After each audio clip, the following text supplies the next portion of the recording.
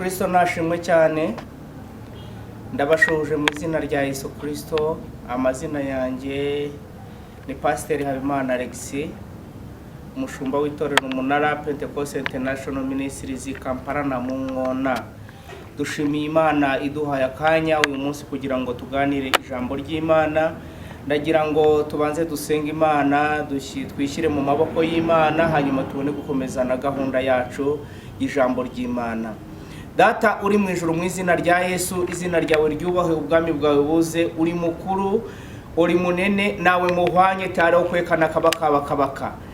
Mu izina rya Yesu Kristo, reka uyu munsi wa none uduhayo kwakira ijambo ryawe. Umwuka wera w'Imana afashe buri muntu wese ugiye kumva ijambo ryawe, kandi natwe tugiye kurivuga n'abari twe, ahubwo izina ryawe aba ryo rihabwa icyubahiro. Fasha buri muntu wese Mwami Imana udukurikiye muri aka kanya, imbaraga z'umwuka wera zimufashe Mwami Imana, kugira ngo ijambo ryawe ryere imbuto 130-160 bityo. Urakoze byiringiro bizima, imbaraga ze zikora ibitangaza mu mitima y'abakubaha bose, mu izina ry'umucunguzi wacu Yesu Kristo, amen. Imana ni ihabwa icyubahiro. Kubw'uyu mwanya ndagira ngo dusangire ijambo ry'Imana dusanga mu gitabo cy'Abakolosayi, ibice byaho 3, turasoma n'umurongo waho wa 3. Imana itugire neza cyane. Bira ijambo ry'Imana riravuze ngo mujye muhoza imitima kubiri hejuru atari kubiri mu isi, kuko mwapfuye kandi ubugingo bwanyu bukaba bwarahishanwe n'ubwa Kristo mu Mana. Imana itugirire neza cyane. Bibiliya iravuze ngo mujye muhoza amaso kubiri mu ijuru atari kubiri mu isi. Aho Kristo ari niho tugomba guhoza amaso. Twakwibaza ngo ese wowe ni hehe uhoza ibitekerezo byawe, ni hehe uhoza ibyiringiro byawe? Nimba Bibiliya ivuga ngo duhoze amaso kubiri mu ijuru aho Kristo ari, Bibiliya yabivuze neza, iravuga ngo aho ubugingo, aho ubutunzi bw'umuntu buri, ni Yesu yabivuze, ni naho n'ubugingo bwe buzaba. Twakwibaza ese ubugingo bwawe buri hehe? No kuvuga ngo iyo uri umushoferi utwaye imodoka, ugashiramo indicator, iyo indicator igaragaza aho ugiye kujya cyangwa ahantu ushaka guca. Ese wowe uyu munsi indicator yawe igaragara yuko ushaka gucaye? Waba ugaragara yuko uri mu isi? Nukuvuga ngo hari impamvu tugomba guhoza amaso kubiri mu ijuru hejuru aho Kristo ari.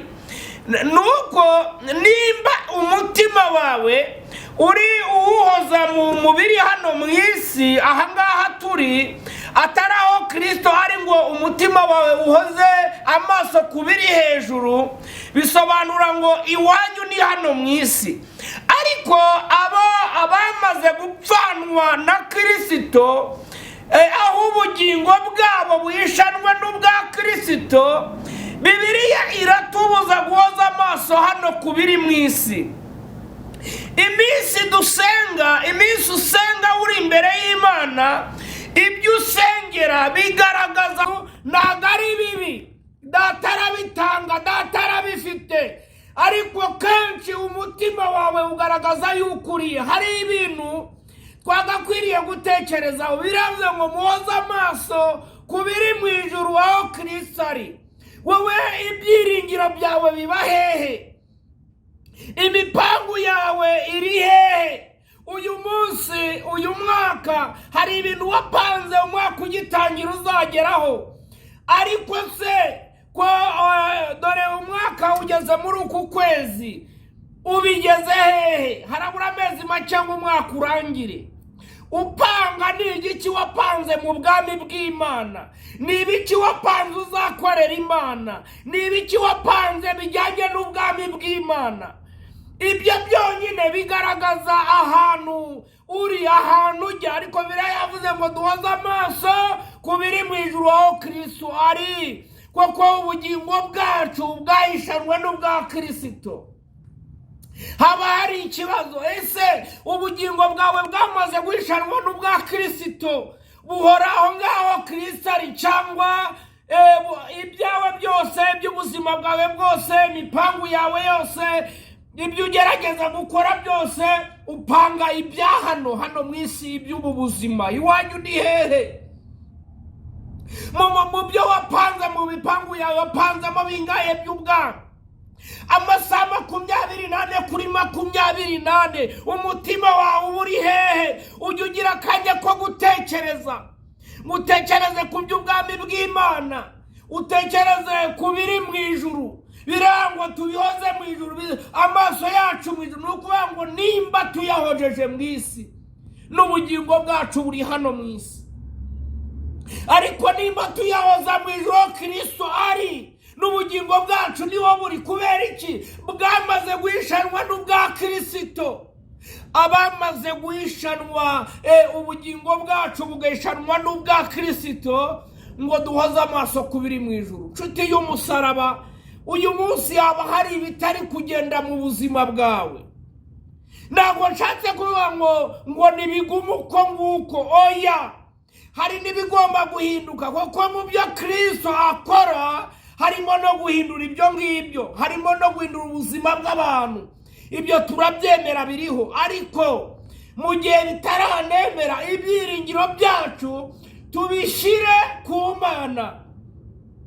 Nimba hari ubuzima turimo cyangwa urimo butagenda neza, menya ngo duhoze amaso ku biri mu ijuru aho Kristo ari. Tumenye, twibuke yuko ibyanze hari ubundi buzima tuzabamo, ariko nibyanze ntabwo dukwiriye no kwicara. Tugomba guhoza amaso ku biri hejuru, tubwira na Kristo ngo azabihindure hano mu isi, ko karabikora.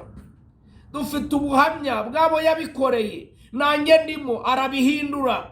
Ariko duhoze amaso ku biri hejuru. Nshuti y'umusaraba, reka kurangazwa n'iby'isi. Satani aranyanyagiza, mwirinde gutoragura. Mwebwe aho byanze, umuswahili yaravuze ngo umusada wako natoka kwako. Nukuvuga ngo ubutabazi bwacu buva ku Mana, nta handi buva. Hoza amaso ku biri hejuru, kandi umenye ko n'ubutabazi bw'abera, ubutabazi bw'abana b'Imana, nta handi buva kuri Kristo. Nshuti y'umusaraba, Yesu na n'uyu munsi aracyakora. Yesu na n'uyu munsi aracyakora ibitangaza. Yesu na n'uyu munsi aracyahindura ubuzima bw'abantu. Ni na ngombwa ko kuba ubugingo bubitse mu mubiri. Rero uyu mubiri iyo hari ibitagenda neza, ni ukuvuga ngo no mu buzima bw'umwuka ntabwo bigenda neza. Niki usabwa kandi niki nsabwa? Ni uguhoza amaso ku biri hejuru aho Kristo ari. Nimba hari ibintu byananiranye, ukaba wiyumva yuko uri umwana kwa so, ufite uburenganzira bwo kujya imbere y'Imana ugasenga, ukabwira papa wawe ibitagenda neza, ukabwira papa ibikenewe kugira ngo bigufashe, kugira ngo uzinjire muri buriya bugingo bubishanwe n'aho Kristo ari. Amahoro y'Imana abane namwe. Ndagira ngo dusenge Imana uyu munsi. Birashoboka yuko warebaga hirya no hino, ugahoza amaso ku biri mu isi, utibuka kubura amaso ngo urebe mu ijuru aho Kristo ari. Uyu munsi ndakwinginze wongere kubura amaso. Birashoboka ko mu buzima hari ibyemeye, ubura amaso ibitekerezo iby'isi n'ibigutware, ubura amaso urebe mu ijuru aho Kristo ari, kugira ngo akwoherereze imbaraga zo kubyitwaramo.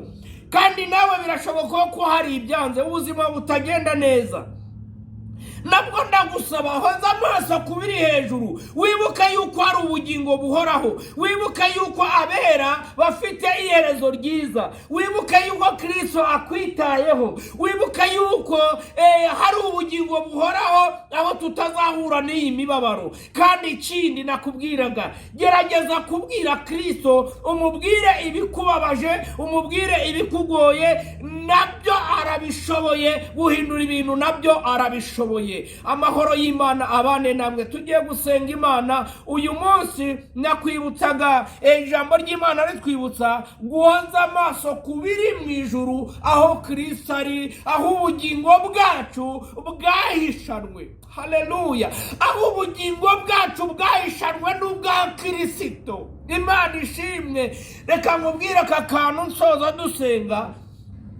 Mu gihe cyose utaramekinga shuwa yuko ubugingo bwawe bwahishanwe n'ubwa Kristo, ntutuze, ntugatuze, ntugaceceke. Ibi ngibi byo ni ngombwa kugira ngo ubimenye. Imana iguha umugisha, Imana igukomeze, Imana ikwiteho aho uri hose, Imana ibane nawe. Ukimara kumva aya magambo ni iki ukwiye gusengera. Birashoboka yuko wajya guhoza amaso ku biri mu isi, birashoboka yuko wajya kubabazwa n'ibyanze hano muri ubu buzima, ariko biratubwiye ngo duhoze amaso ku biri hejuru, aho wumva watambikiriye ukareba ibitagenda, ibyo ukabyitaho, ibyo ukabihoza amaso, yewe bikakubabaza, bikaguteranya n'Imana, bikuba urusika hagati yawe n'Imana.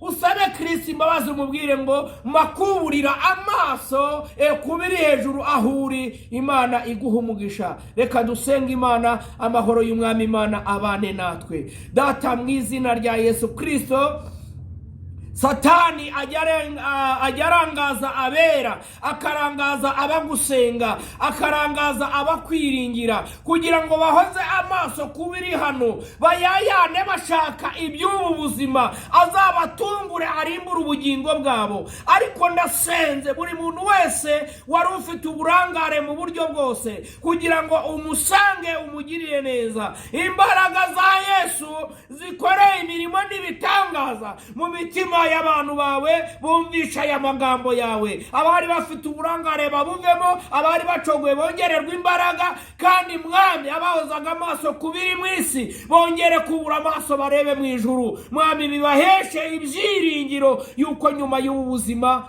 hari ubundi buzima. Urakoze Mana, izina ryawe rihabwa icyubahiro, kandi imbaraga zawe zitware mu mitima y'abagushakana umwete bose. Tubisenze gutyo tubyizeye mu izina ry'umucunguzi wacu Yesu Kristo. Amen. Nshuti z'umusaraba, Yesu abahe umugisha. Wowe wumvaga hari ibirangaza ufite bigatuma ukura amaso kuri Kristo, uyu munsi nari nkuzana ijambo rivuga ngo subiza amaso kuri Kristo, aho ubugingo bwacu buri bwahishanwe na Kristo, kandi aho ubutabazi bwacu buva. Ndasubiramo mvuga aya magambo abiri. Wowe wumvaga wari urangajwe n'iby'isi, ubabajwe n'ibyo utarageraho, ongera kuburira amaso kuri Kristo, kandi uburangare bwose ubuvemo. Wibuka yuko ubutabazi bwacu, abana b'Imana bera, buva ku Mana, aho ubugingo bwacu buri bwahishanwe na Kristo. Umwami Imana aguha umugisha. Yesu abane namwe, abakomeze aho muri hose, mu izina rya Yesu Kristo. Amen.